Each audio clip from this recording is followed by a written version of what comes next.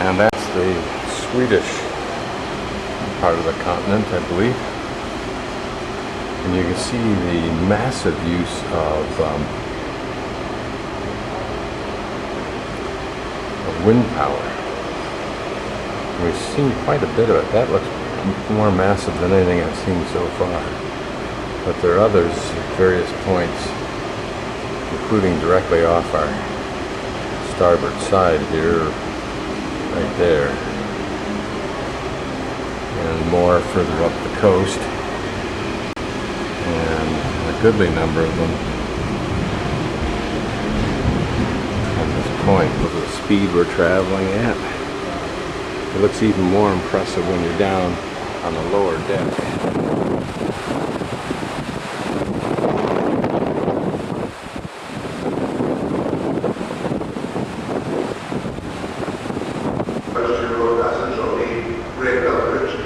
We are a little bit late in that schedule. It's due to the fact that we have a strong current against us, so we have been able to do a quiet speed, so to speak.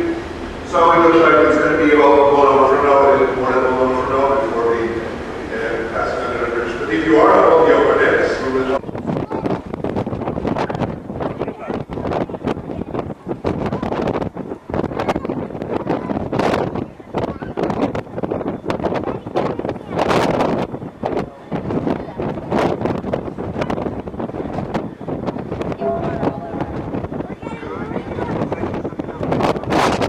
After one boring day of nothing to do and another boring day of nothing to do tomorrow, everyone's out here on the front of the boat to watch the passing under the bridge.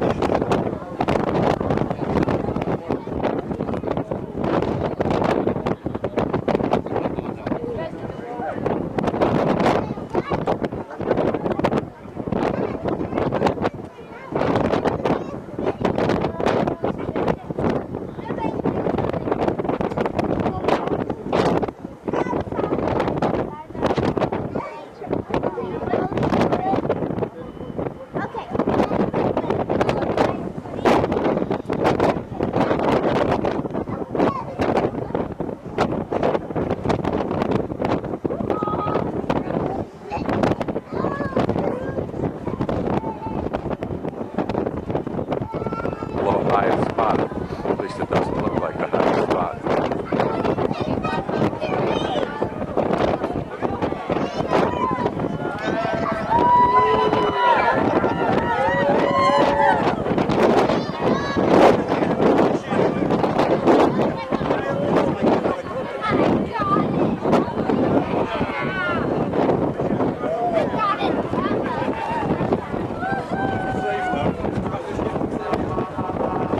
When it first came out, it was after this, like a couple of months, so we're not there.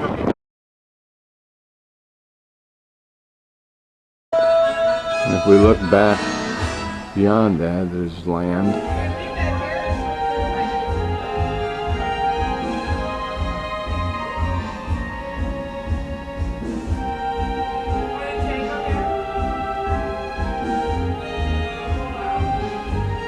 To the left of that boat, it looks like the end of the land.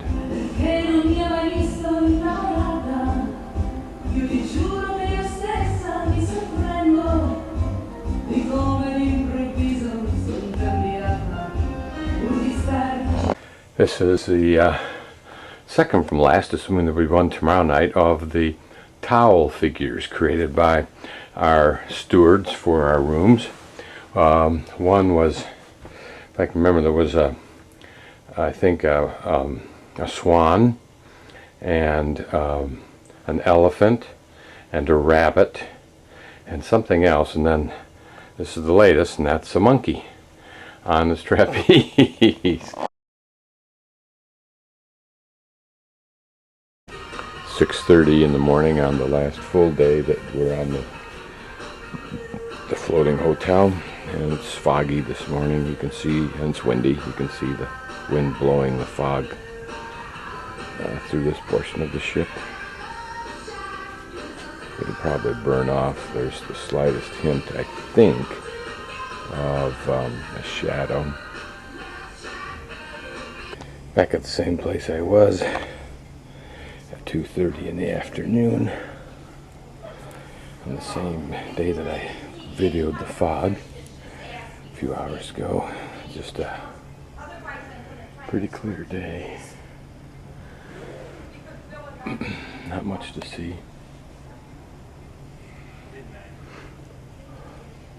There's a boat ahead of us.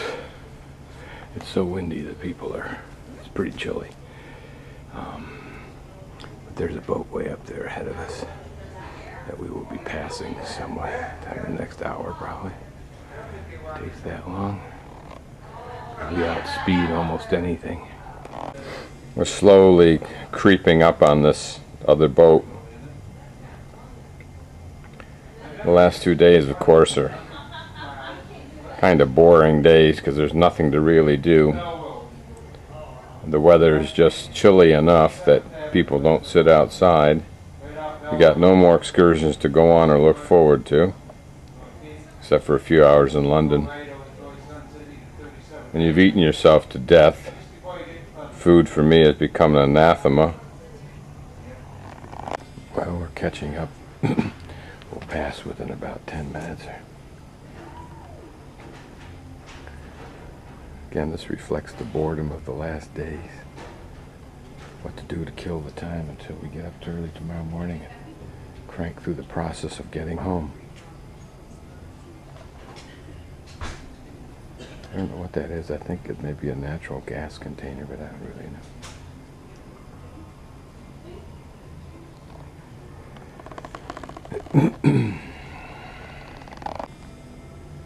Okay, it looks like our bow was probably ahead of their bow.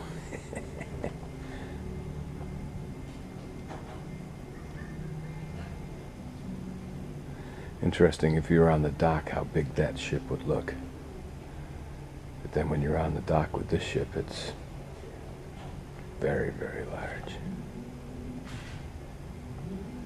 That ship almost looks like its entire area below decks would be the engine compartment of this boat.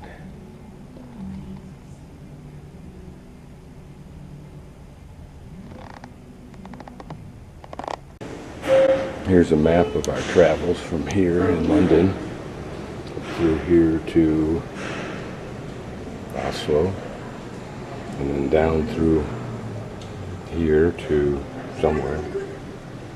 See the same thing here. And then down through here to wherever that was, Stockholm or Copenhagen. I can't see, I haven't got my glasses on. So we started out here in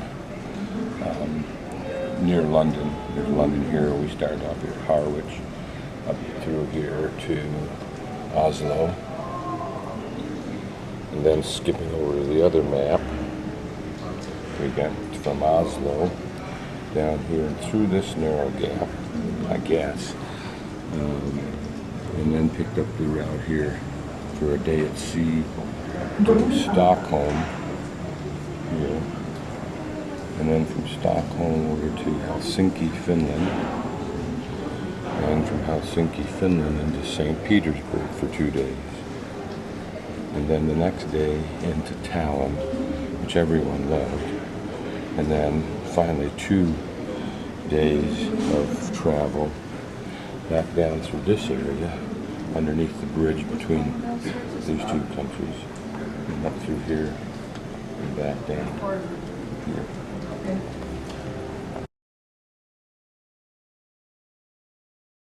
Well, we are now back in Harwich, England, about 90 miles away from London. Temperature is warmer than it's been for the last 12 days, except for maybe in Estonia. And there's a considerably higher humidity here.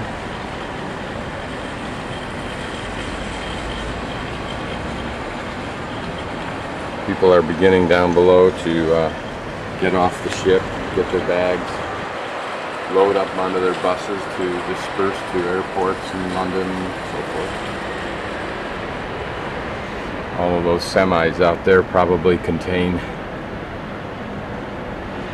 all the new goods that will go back on the ship. We noticed they were starting to run out of things after 12 days, like milk, and they we're down to using large cartons instead of the small cartons. No big deal, but it appears that almost everything they take with them, except for maybe fuel and a few incidentals that they may have forgotten, go on this ship today, and will be enough to cover the entire cruise wherever it's going to go. Tom was commenting that he almost feels like he'd like to get right back on another ship or on this one and continue to cruise, and this is the last thing that I would want to do. My goal as I look out here would be to get out of here, go to the nearest bus station, maybe in London, and start planning a trip that will get me down on the ground in the little towns and so forth around England as a starter. It'd be fun to get an old Volkswagen van that I could sleep in and so forth, and start traveling the way I like to do it. This is like rich food. It's too rich for my blood at this point in time in my life, at any rate.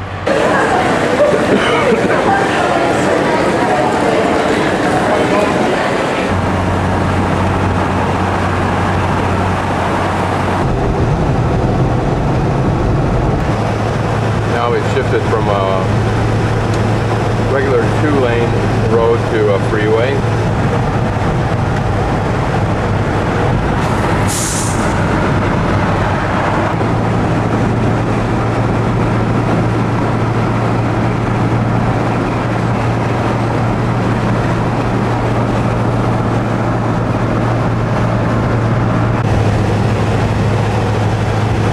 Colchester was a Roman town.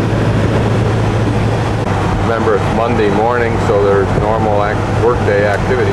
A lot of caravans I've seen look just like the States. Is that an old house? No, that's new timbers. But we don't really want to be controlled by Brussels. Yes, yeah. With our laws. You know, we got our own parliament. Right. We chose not to take part in the euro. Right. For the money. A lot of things we are doing.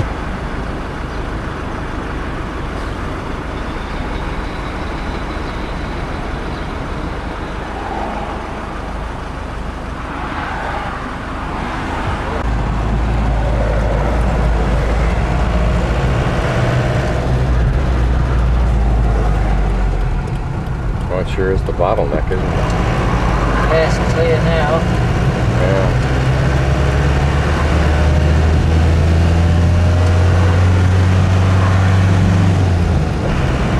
Oh, wasn't an ambulance.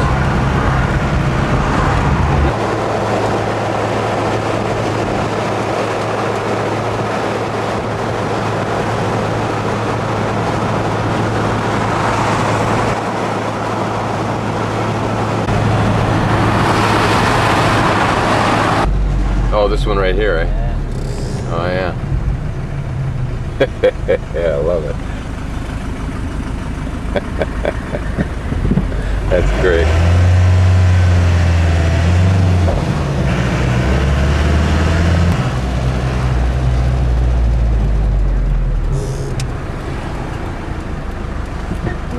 So we're in London now. Should be about 45 minutes. We're north-east London. Not much to show you this part of London, just very residential.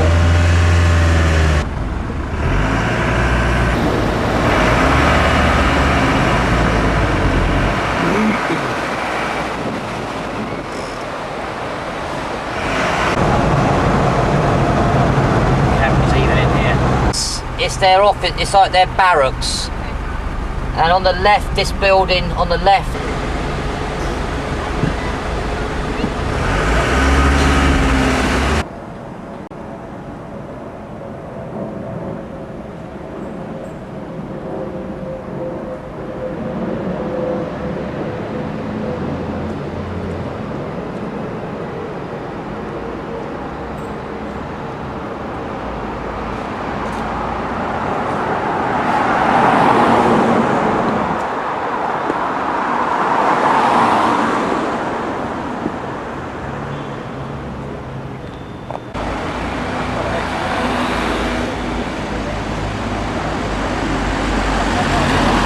Eaton Square Garage.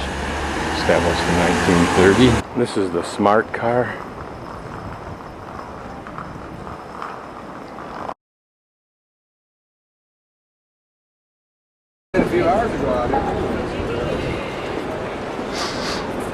Hey Dave, see these dots here? Yeah. Those are the ones that mark that, I think are marking the limits of that property.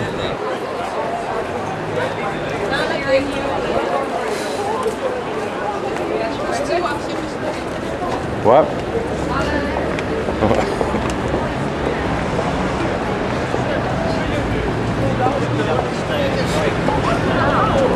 So what are we going to do? Dave, I want to look in this shop where they have a sale. Okay.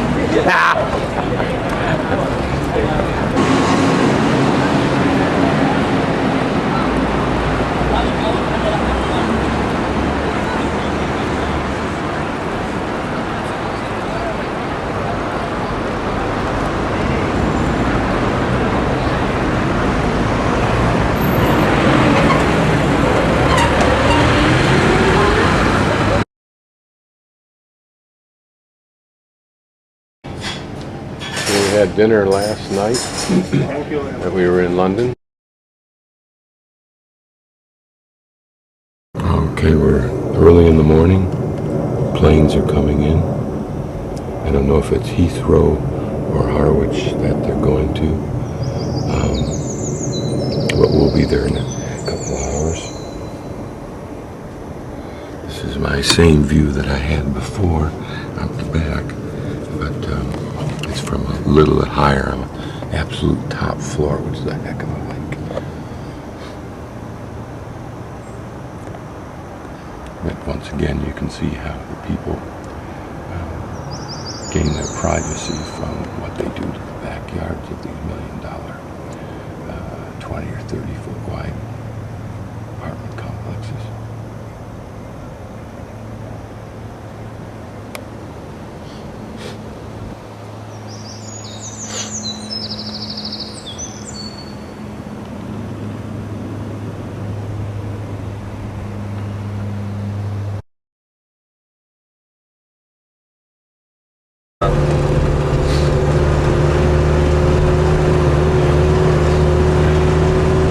Another private little park, garden.